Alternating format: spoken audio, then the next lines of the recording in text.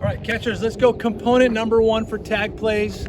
Okay, anticipation, communication, right? We just took a look at the 4 different components. Number 1, anticipation, communication. Number 2, rhythm, footwork. Number 3, glove skills. We'll get into that a little bit later. Number 4, the heart.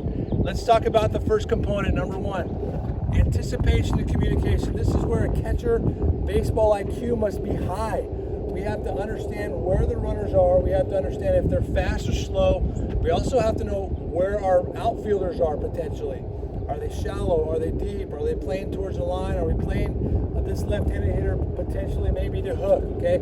Just because the runner's on second base and you have a single that's hit to the outfield doesn't automatically mean the ball is always coming to 4. We're going to start off and anticipate that because we never want to go backwards. We'll talk about that in a second, okay?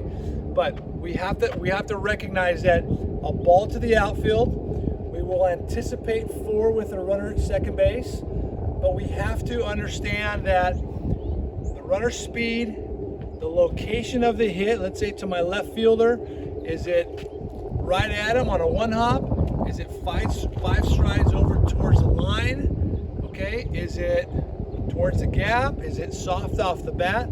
All those things will give you information and help you anticipate your call to the cutoff man.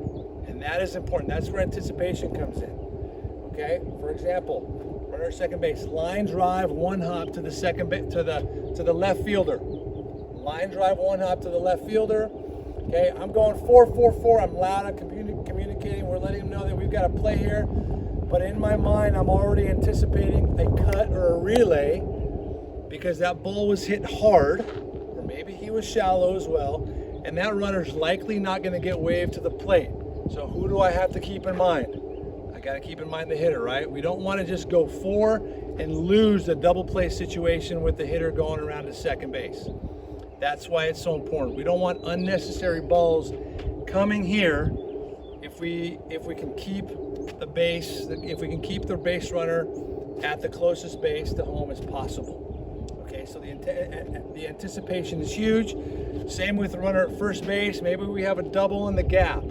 Yes, we're going to start with 4.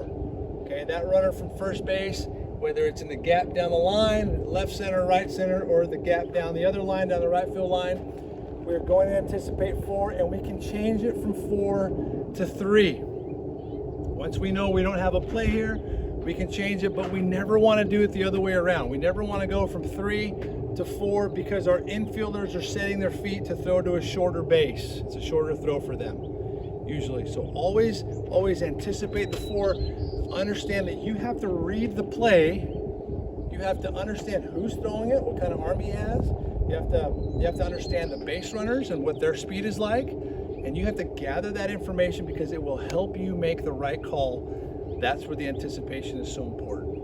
Okay, the communication part. Okay, this is big because the play is set up by the kind of authority that you speak from at the plate.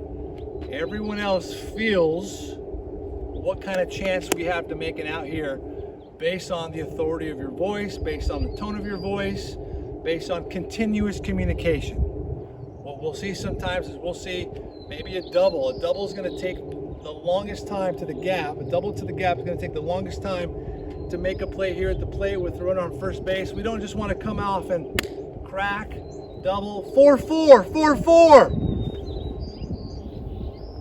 And then pause and sit. We want continuous communication.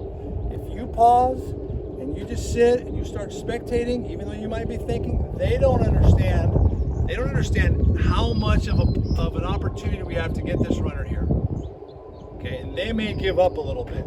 They may pull up and put it in cruise control thinking, okay, I didn't hear 4 anymore. Well, I'm just going to get the ball on second base. All right, so we can go crack of the bat. 4-4, 4-4. We can line up. Hey, left, left, left. Hey, 4-4, 4-4. Left, left. You're good, you're good, you're good. 4-4-4. Right, we can just continue to reinforce that we have a play over here. Okay, that communication component is important. Each one of you guys within your teams and programs has your terminology. Is it cut? Is it relay? Is it go-go? Do you say nothing? Those are things that you've got to make sure that you get down, all right? You got to get that down when you're practicing when you're doing your cuts and relays with your team. All of that stuff has got to work through your head.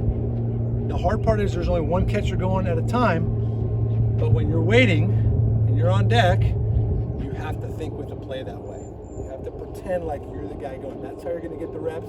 It's really hard in this kind of a setting to really work and focus and grow your mentality and grow your baseball IQ, because we don't have outfielders, we don't have base runners. You've got to take your reps when you're doing your team practices. Okay?